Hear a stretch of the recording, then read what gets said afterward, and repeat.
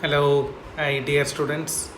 In this video, we will go through step 4 of IND-AS 115, how to allocate the transaction price to the respective performance obligation. So we'll take few more illustrations to explain the concepts. So first we'll go to illustration 54 from the final study material. So in this example, an entity enters into a contract with the customer to sell product A, B and C in exchange for rupees 10,000. Okay, so they are selling product A, B and C for 10,000 rupees. The entity will satisfy the performance obligation for each of the products at different point in time. So A, B and C being sold at different point in time. The entity regularly sells product A separately and therefore standalone selling price is directly observable. The standalone selling price of product B and C are not directly observable. Okay. Because the standalone selling price of product B and C are not directly observable, the entity must estimate them. Okay. To estimate the standalone selling price, the entity uses the adjusted market assessment method, adjusted market assessment approach for product B, and expected cost plus margin approach for product C. So they follow adjusted market assessment approach to determine the standalone price of product B, and they follow expected cost plus a margin approach for product C standalone price. So in making these estimate, the entity maximizes the use of the observable inputs. So that's given. And now the entity estimate the standalone selling price as follows. So product A, it's 5,000 based on the directly observable method, and product B is 2,500 rupees based on adjusted market assessment approach, and product C is 7,500 based on expected cost plus a margin approach. So these all are given in the sum. So now we have to determine the transaction price to be allocated for each of the product. So now in this contract, the total selling price is 10,000, that's given. Now we have to allocate this 10,000 rupees between product A, B and C. So for product A, the standalone price is given as, you can see here, for product A, the standalone price is given as rupees 5,000. Out of 15,000, 5,000 is relates to product A. Okay, so 5,000 out of 15,000, but now the contract value is 10,000. So if you do prorated value, the allocated price for product A will come to 3,300. Similarly for product B, the total against a total of 15,000, 2,500 is allocated to product B, and this 2,500 is determined based on the adjusted market assessment approach. So now we can do simple prorated calculations. So 2,500 by 15,000 multiplied by 10,000 gives 1,700. Similarly for product C, the same approach. Out of 15,000, 7,500. Then for 10,000, it will come to 5,000 rupees. So again, the 7,500 it's determined based on the expected cost plus a margin approach. So now against the total contract of 10,000, product A value comes to 3,300, product B 1,700, and product C 5,000. Okay, then let's move on to illustration 55, allocating a discount. So in this example, an entity regularly sells product X, Y and Z individually, thereby establishing the following standalone selling price. So product X standalone selling price is 50,000, and product Y is 25,000, and product Z is 45,000, and all together it comes to 1,20,000. Okay, in addition, the entity regularly sells product Y and Z together for rupees 50,000. Okay, if product Y and Z sold together, it will be 50,000. But if product Y and Z sold separately, then Y will have 25,000 rupees and Z will have 45,000 rupees. Okay, So now let's see the question. In case A, we have to allocate the discount to one or more performance obligation. So in case A, the entity enters into a contract with the customer to sell product X, Y, Z in exchange for rupees 1 lakh. Okay, so the total consideration is 1 lakh rupees. So the entity will satisfy the performance obligation for each of the product at different point in time. Okay, or product Y and Z at same point in time. So product Y and Z at same point in time, but for product X it's at a different point in time. So now we have to determine the allocation of the transaction price to product Y and Z. Okay, so first we'll go through the answer for case A. So the total price is given as 1 lakh rupees, right? So total price is given as 1 lakh rupees, out of which product X is sold at different point in time. So we can allocate 50,000 rupees out of that 1 lakh to product X. So meaning the remaining 50,000 rupees is available for product Y and Z. So you have total 50,000. Now this 50,000 needs to be allocated between Y and Z. So Y and Z, it has been given the standalone selling price for Y is 25,000 and Z is 45,000. So Y and Z together it is 70,000 rupees, right? So 70,000 is the price of Y and Z as a combined sales. So out of 70,000, now we have to allocate how much we have to allocate to product Y. So now the revised consideration is only 50,000. So if 70,000, then 25,000 can be to product Y and 45,000 can be to product Z. So now we can do the prorated calculation. So against 70, now we are getting only 50. So 25 by 70 into 50, you can allocate 17,857 rupees out of 50,000 to product Y, and remaining 45,000 out of 70,000 multiplied by 50,000 will give 32,143 that will be allocated to product Z. So out of 50,000, 17,857 is to product Y and 32,143 towards product Z. So that is case A.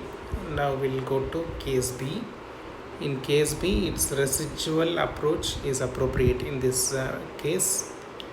So here the entity enters into a contract with the customer to sell product X, Y and Z as described in case A. The contract also includes a promise to transfer product alpha. So in addition to X, Y, Z, in this case a new product called alpha is also being offered. So total consideration in the contract is 130,000 rupees, and the standalone selling price of product alpha is highly variable because the entity sells product alpha to different customer for a broad range of amount between 15,000 to 45,000. So now we have to determine the standalone selling price of product X, Y, Z and alpha. So the total is 130,000. Out of this 130,000, we have to allocate between X, Y, Z and alpha. Okay, so now let's go through the answer for case B. So here you have 130,000. So out of 130,000, so standalone selling price of product X out of the directly observable method, it's 50,000 rupees that you can directly attributable. And in case A, we have already allocated the remaining 50,000 to product Y and Z. So meaning the residual amount out of 130,000, 100,000 can be directly allocatable to product X, Y and Z.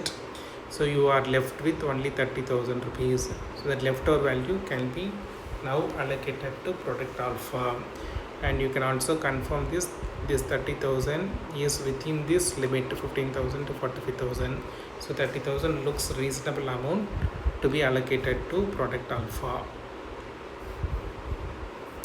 Okay, so now we'll go through the case C. So residual approach is inappropriate in this example.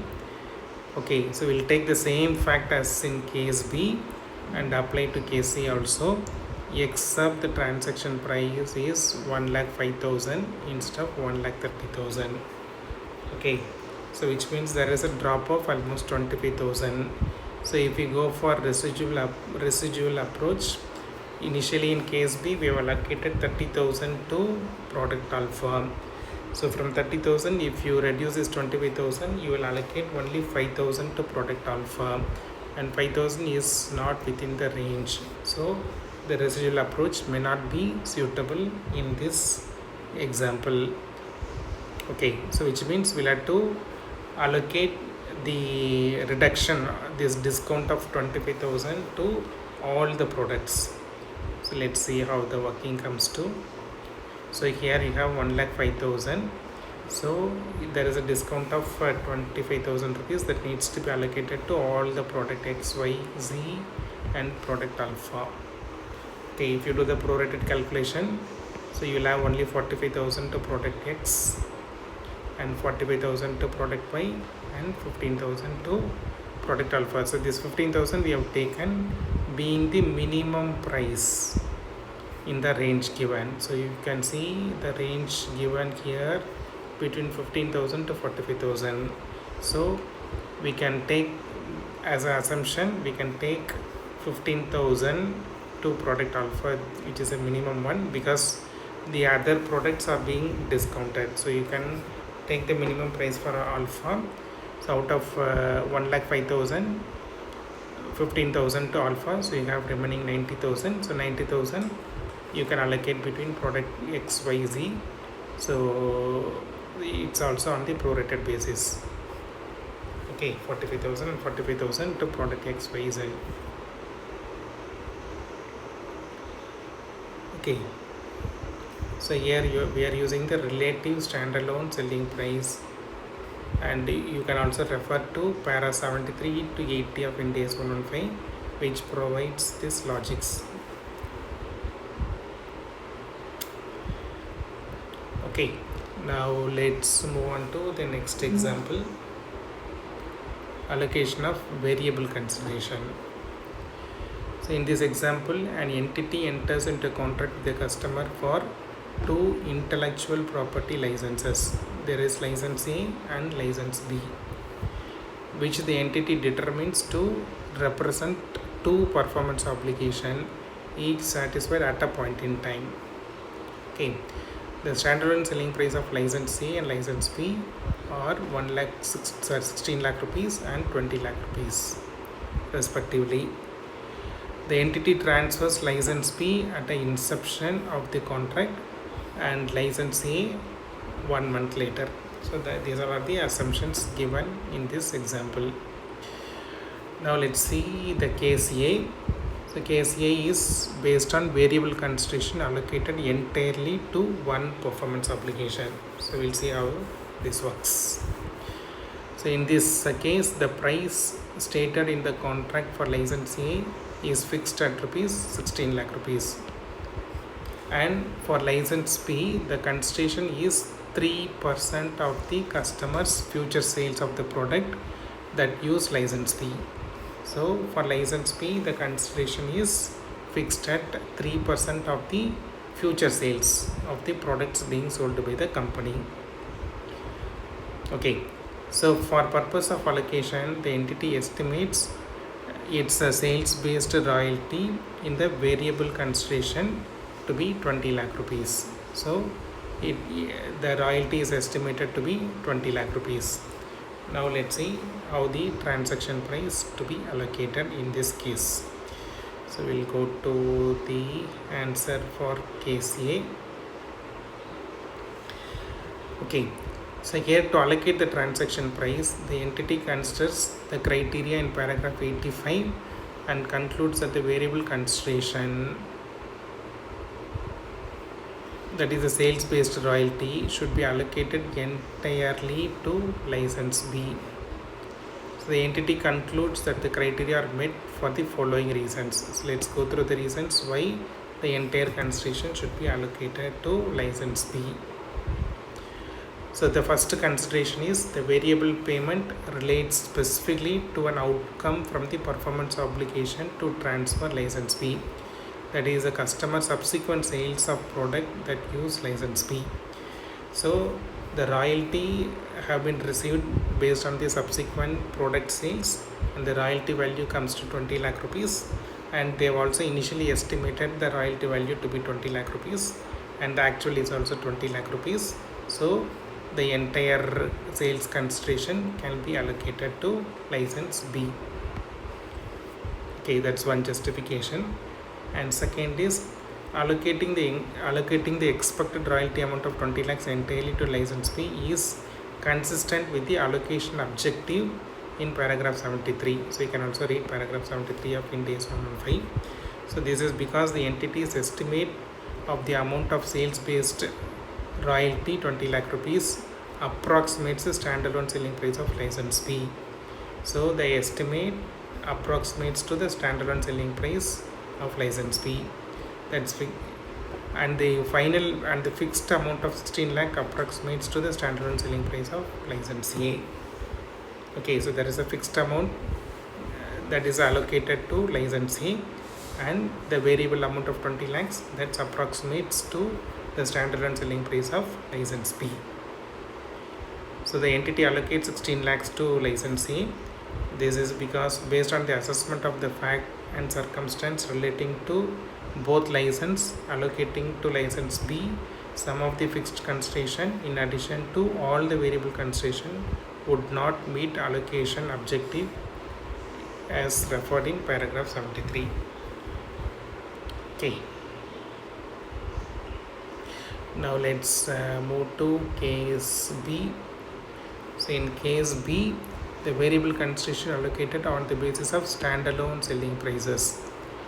So in this case, the price stated in the contract for licensee is fixed at rupees only 6 lakh. So against 16 lakh, the allocated price for licensee is only 6 lakh rupees.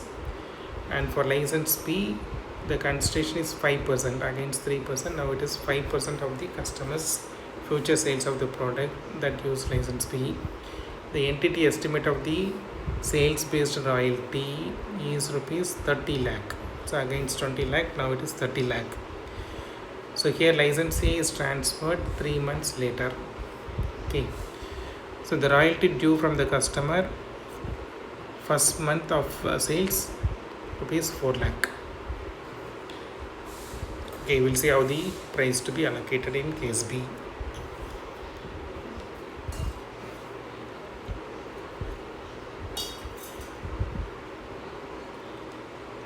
So in case B, okay, as per the contract you have total 36 lakhs, license A is 6 lakhs and license B is 36 lakhs. So this is as per the contract, but this can be fairly allocated like this. Since license A should have 16 lakhs and license B should have 20 lakhs, this 36 can be easily allocated to license A and B in the standard price model. Okay. So then we can see how the first month license or the price should be allocated. So for the license A, nothing is allocated because TOR happens after 1 month. And for royalty to license B, we can take 2 lakh 22 because 4 lakh is the first month income out of 36 lakhs, and now we are allocating only 20 lakh rupees. So in this ratio, we can allocate 2 lakh 22 to 23 to license B. Similarly, on the same 4 lakh rupees for the first month, we can allocate royalty to licensee also on a same prorated basis. So 4 lakh by 36 lakhs into 16 lakhs here. Okay. Now we'll move on to the next example. So this illustration talks about how to allocate a change in the transaction price. Okay. So here on 1st April 2010, you can take a consultant enters into an arrangement to provide due diligence, valuation and software implementation services to customer for rupees 2 crore rupees. The consultant can earn 20 lakh bonus if it completes a software implementation before 30th September 2020 or 2010. But the bonus value is reduced to 10 lakh rupees if it completes a software implementation by December 2010. Okay. So the due diligence, valuation and software implementation services are distinct and therefore are accounted as a separate performance obligation. So the due diligence, valuation and software implementation are being accounted as a separate performance obligation. The consultant allocates the transaction price disregarding the potential bonus on a relative standalone selling price basis. So initially the bonus is not accounted for. Probably they are not confident whether the conditions can be met or not met. So the potential bonus are ignored and only the base value, that 2 crores, is getting recognized. Okay, so their standalone price they have given for due diligence it's 80 lakh and valuation 20 lakh and software implementation 1 crore. So altogether it is 2 crore.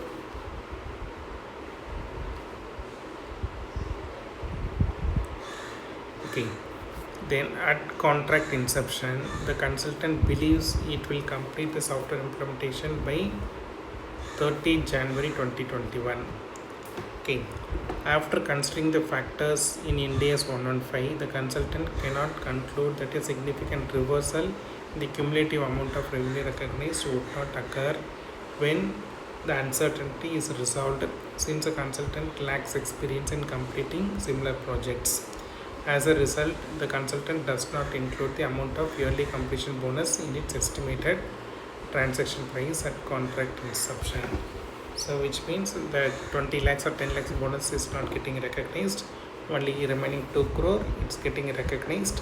So as they complete those individual performance obligation, their revenue can be recognized. So that was the situation as of 30th January 2011. On 1st July 2010, the consultant notes that the project has progressed better than the expected timeline, and now it is estimated that the contract can be completed by 30th September 2010 itself. So based on revised forecast, so as a result, the consultant updates its estimate transaction price to reflect the bonus of ₹20 lakh rupees. Okay, so now it looks based on the revised estimate and based on the progress happened till date. Now the entity confident to realize the bonus of ₹20 lakh rupees. Then after reviewing further the progress up to July 2010, the consultant determines that it is 100% complete in satisfying its performance obligation for the due diligence and valuation. So 100% for due diligence scope and valuation scope, but 60% to complete in satisfying the performance obligation relates to software implementation. Now let's see how the transaction price to be determined. Okay, so now the initial transaction price it's getting allocated like this, that's up to June 2020. So only 2 crore rupees, no bonus is considered till June 2020. Okay, so this is already given, the individual price is already given, 80 lakhs, 20 lakhs and 100 lakhs for due diligence service, valuation service and software implementation service.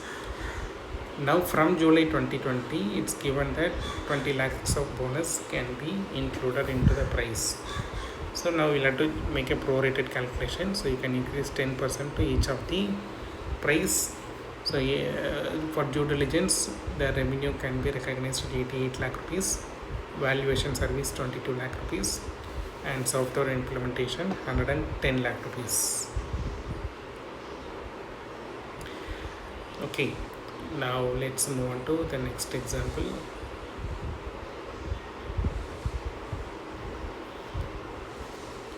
So here there is a discretionary credit. Okay, so Telco G Limited grants a one-time credit of rupees 50 to a customer in in month 14 for a 2-year contract. The credit is discretionary and is granted as a commercial gesture, not in response to prior services. Okay, the contract includes a subsidized handset and a voice and data plan. So G Limited does not regularly provide these credits, and therefore customers do not expect them to be granted. Okay, it's kind of one-off. So how this should be accounted under Ind AS 115. So here this is not a change in the transaction price due to variable concession, as this credit arrangement is not related to a satisfied performance obligation. So this is a kind of contract modification and recognize the financial impact over the remaining contract period, month 14 to month 24.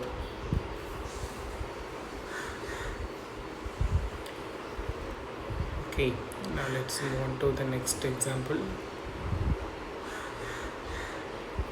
So here Minitech Limited is a payroll processing company. Minitech Limited enters into a contract to provide monthly payroll processing services to ABC Limited for 1 year. Okay, so determine how entity will recognize the revenue.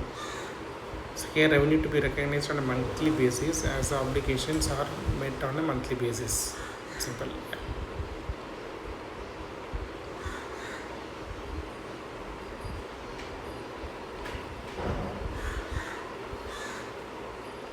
Okay, so we'll move to the next example. Here T&L Limited is a logistics company that provides inland and sea transportation services. A customer, Horizon Limited, enters into a contract with T&L for transportation of its goods from India to Sri Lanka through sea. The voyage is expected to take 20 days from Mumbai to Colombo. So T&L is responsible for shipping the goods from Mumbai port to Colombo port. So whether T&L performance obligation is met over the period of time? The answer is, so here T&L has a single performance to ship the goods from one port to another. So it's a single performance obligation. The following factors are critical to determine whether the revenue can be recognized over the period of time. So here, as the voyage is performed, the service is undertaken by T&L is progressing. So as the voyage, as the cargo moves, then the T&L is progressing from their performance obligation, such that no other entity will need to re-perform the service. So once the cargo is moved to some extent, then it's already moved, so no one else needs to perform the same performance obligation. Okay, the customer is directly benefiting from the performance, because as the cargo is getting moved, then the customer is getting benefited. So therefore the performance obligation is said to be met over the period of time. So the revenue can be recognized over the period of time during the transit of the cargo.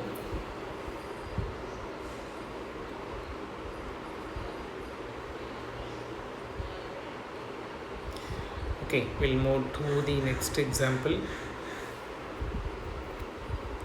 So here AFS Limited is a risk advisory firm, enters into a contract with the company WPC Limited to provide audit services that results in AFS issuing an audit opinion to the company. Okay, so AFS provides audit service to WPC Limited. The professional opinion relates to the fact and circumstances that are specific to the company. If the company was to terminate the consulting contract for reasons other than the entity's failure to perform as promised, the contract requires the company to compensate the risk advisory firm for its costs accrued plus a 15% margin. So in case of a contract getting terminated, then there should be a compensation of all the costs plus 15% margin. The 15% margin approximates the profit margin that the entity earns in the similar contract. Okay, now whether risk advisory firm's performance obligation is met over the period of time. So here the first criteria is whether the customer simultaneously receives and consumes the benefit from the services provided by AFS. That let's see.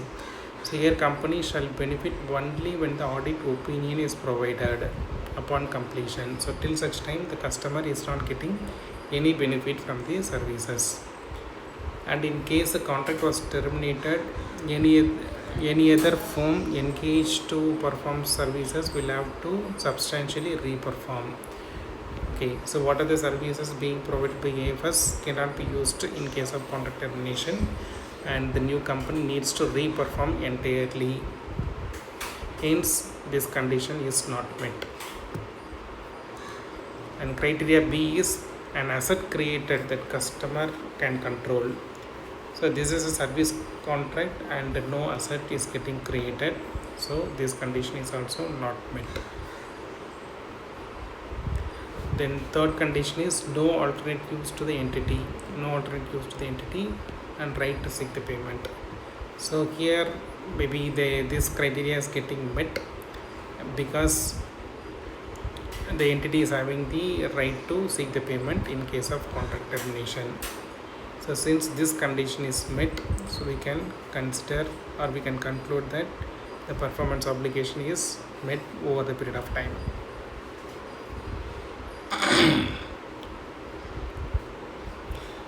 Okay, we'll move to next example. So here Space Limited enters into a contract with a government agency for construction of a space satellite. Although Space Limited is in the business of building such satellite for various customers across the world, however, the specification for each satellite may vary based on the technology that is incorporated in the satellite. So in the event of termination, company has right to enforce the payment for work completed to date. So here evaluate whether the performance obligation is satisfied over the period of time. So as in the previous example, so there are three conditions. Any one of the three conditions needs to be met to recognize the revenue over the period of time. First condition is whether the customer has simultaneous benefit as the performance is completed. So here in this example there is no simultaneous benefit because the satellite can be used only when it is fully constructed. And second criteria is whether the customer whether the asset is created for the customer. So here also, even though the satellite is built over the period of time, but the customer cannot control those satellite. So there is no tangible portion of asset that customer can control. So this is also not satisfied. And here also the condition C, that is no alternate use. So what are the work done by the company, by the satellite company till date?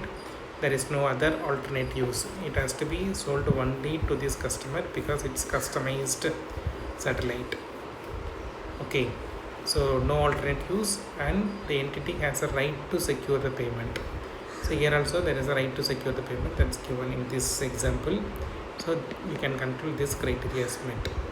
So since the third criteria is met, we can conclude the revenue can be recognized over the period of time.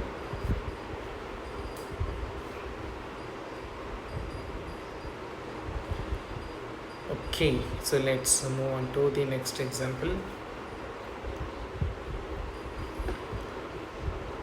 So here ABC enters into a contract with the customer, or I will leave this for you to do as a homework. So please take this as a homework.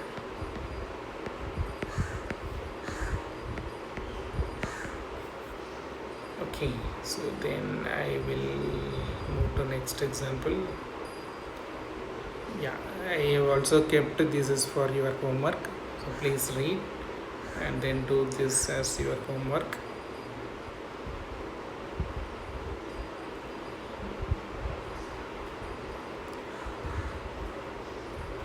Okay, I'll run through this example now. Uninstalled materials. So in this example, on 1st January 2011, an entity enters into a contract to renovate a building that includes installation of a new elevator. So the entity estimates the following with respect to this contract. So the transaction price, the building construction price is agreed at 50 lakh rupees and the estimated cost is 40, out of which one major element is 15 lakh rupees towards elevator and other costs estimated to be 25 lakh rupees. So here the entity purchases the elevator and they are delivered to the site 6 months before they will be installed. So the elevators are just purchased and then sold to the customer.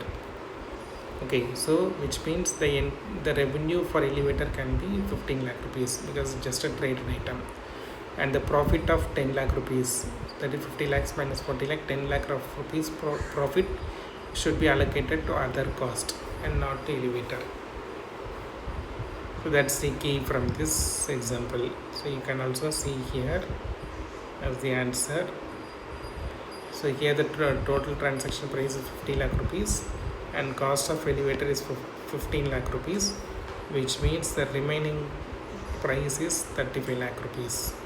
Okay, so which means out of 50 lakh rupees, 15 lakh it's being allocated to elevator at cost. So cost and revenue for elevator will be 15 lakh rupees. So remaining revenue is 35 lakh rupees. Out of 35 lakhs, we have to apply the percentage of completion method. So for the remaining, you have total cost of 25 lakh rupees, out of which 5 lakh is spent as on date, that's 20% completed. So 20% on 35 lakhs, that's the revenue that can be recognized now, that is 7 lakh rupees. So total revenue that can be recognized is 7 lakh rupees plus the elevator which is given that it has been already purchased and kept for delivery, and that is recognized at cost. That 15 lakhs can be included as revenue. So your total revenue will be 22 lakh rupees. Okay, so now I will move on to the next example. I suggest this example and the next example you can do as a homework. Okay, now I will move on to illustration 68. So this illustration, please read through this question,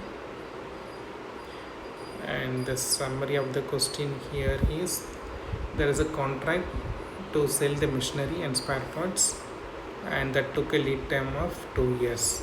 Okay, and machinery and spare parts are considered to be separate performance obligation. On 31st March 23, production completed for both machinery and spare parts, and cash also received, but physical possession is handed over only for machineries, but the spare parts it has been agreed to keep in the stock of the manufacturer themselves, and will be physical possession will be handed over only when it is requested by the customer. So this is called a bill and hold concept.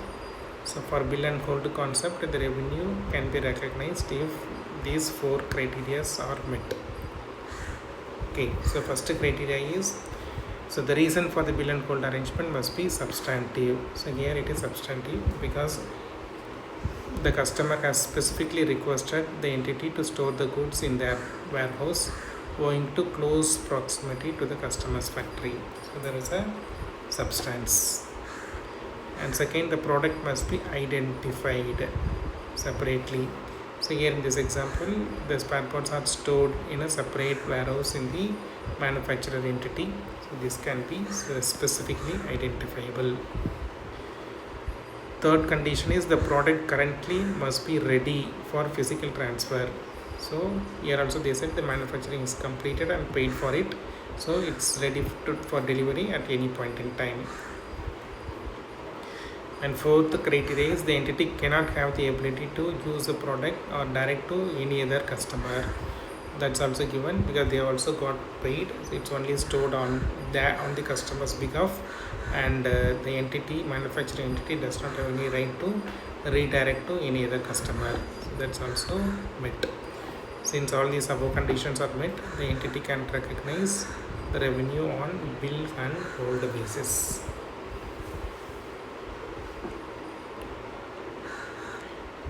Okay, so now I'll move on to the next example. So please read through this example. So here a music company licenses music of a famous orchestra to a customer at 50K per month. So the customer is a consumer product company and uses the licensed musics in media. Okay, so determine how the revenue to be recognized. So here the music company obligation is only to provide the license of music.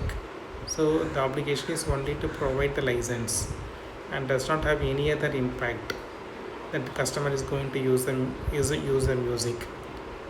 So we can conclude that the music company can recognize revenue at point in time. That is 50K into number of months can be recognized when once the license is provided to the media company.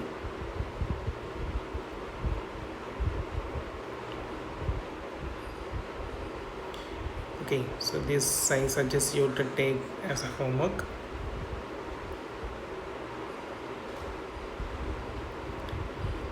And we'll move to next example. So here there is a film studio C grants film license to D, and C also carries marketing activities. Determine the nature of license. So here the license is transferred at point in time, as there is no contractual obligation for C to undertake the marketing activities.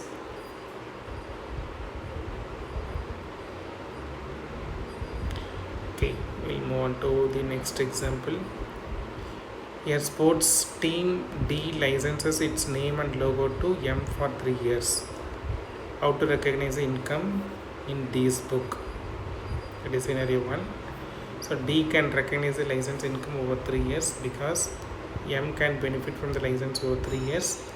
The game efforts of D likely to have the direct impact to sales of M, and there are no transfer of goods or services. So only the license to use the brand name for 3 years is getting transferred.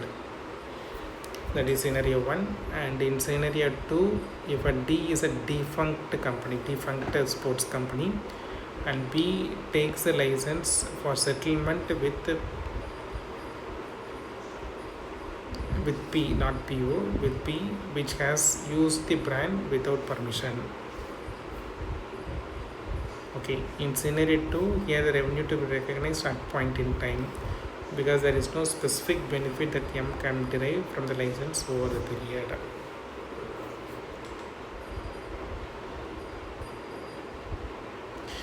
Okay, so now let's go through this example. Here customer outsources its information technology data center. Term is 5 year plus 2 1-year renewal options, and average customer relationship is 7 years. So the entity spends 4 lakh rupees towards building the technology and platform that needed to accommodate the outsourcing contract. So this 4 lakh is split between design service 50,000, hardware 140,000, software 100,000, and migration and testing of data center is 110,000. Okay, so here this 400,000, out of 400,000 design service is 50,000 rupees. This 50,000 rupees should be accounted under Ind AS 115. Any resulting asset would need to be amortized over 7 years. So here we are taking 7 years. It's because it's given that the average customer relationship is 7 years. Even though the contract is for 5 years, which is extendable by another 2 years, and normal practice is that the contract will get extended and the total expected life of the contract will be 7 years. So easily you can amortize these assets over 7 years. And hardware 140,000, that needs to be accounted as per Ind AS 16. So this 140,000 needs to be depreciated over the useful life of the technical useful life of the hardware. And software 100,000 also needs to be accounted as per Ind AS 38 intangible assets, and this 100,000 needs to be amortized over the license period. And migration testing of data center, it's a kind of asset that can be amortized over the lease period 7 years.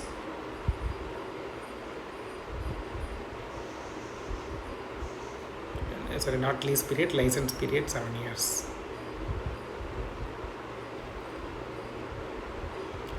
Okay, then I suggest this example, you can do this as a homework. We will go through this example. Okay, I have tried to give a summary here. Here A Limited has two business segments, namely toll road and wind power projects. For the toll road, there are two projects, one Bhilwara to Jabalpur toll road and another is Kolhapur to Nagpur toll road.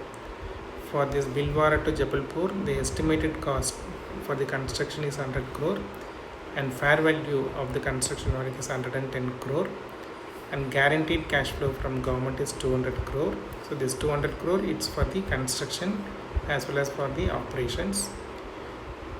Okay, and the remaining contract value 90 crore, that is for the operations. And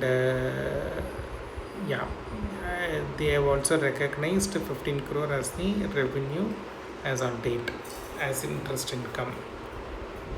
Okay, so now let's go through how the journal entry needs to be made for this construction contract.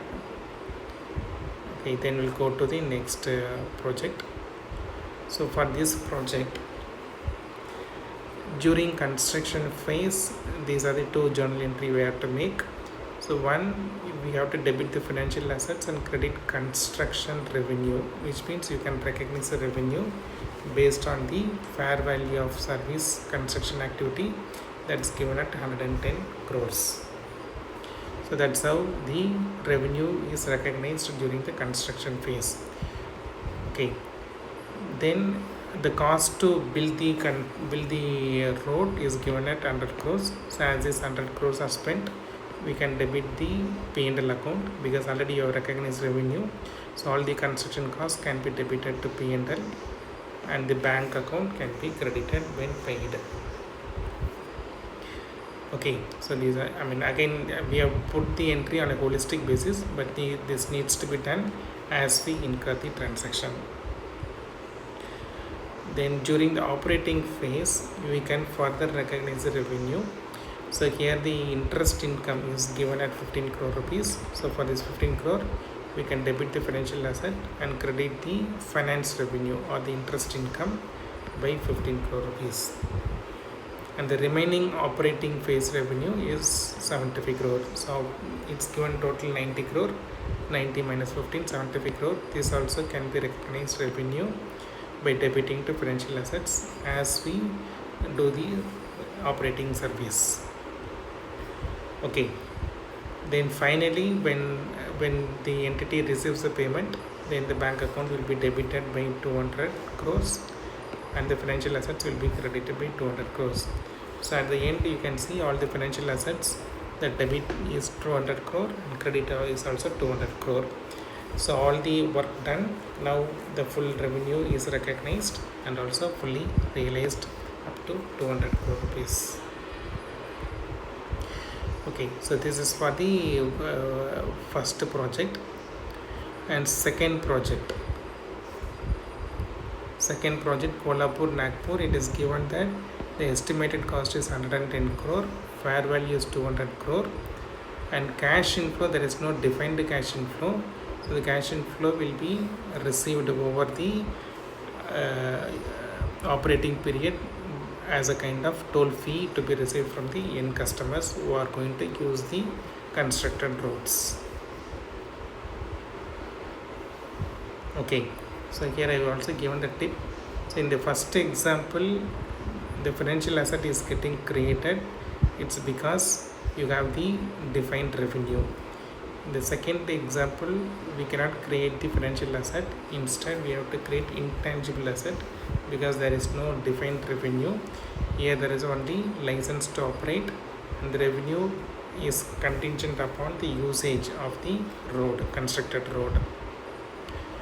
Okay, we'll see what are the journal entries to be passed for example 2. Okay, so here the cost of construction is given as 110 crore. So this can be debited to P&L account by crediting bank account. And the fair value is given as 200 crore. So 200 crore revenue can be recognized by debiting to intangible asset. Okay, and third is this intangible asset needs to be amortized over the operating phase. So this 200 crore is fully amortized. It's expensed to P&L account. Okay, so this amortization expense goes to P&L, and all the intangible asset it's fully written off. And then you can recognize revenue based on the toll fee. That's not given in this example, but this toll fee, as and when it's getting realized, you will recognize the revenue, and by the same time you will also amortize the intangible asset created. Okay, thank you. Let's catch up in the next video.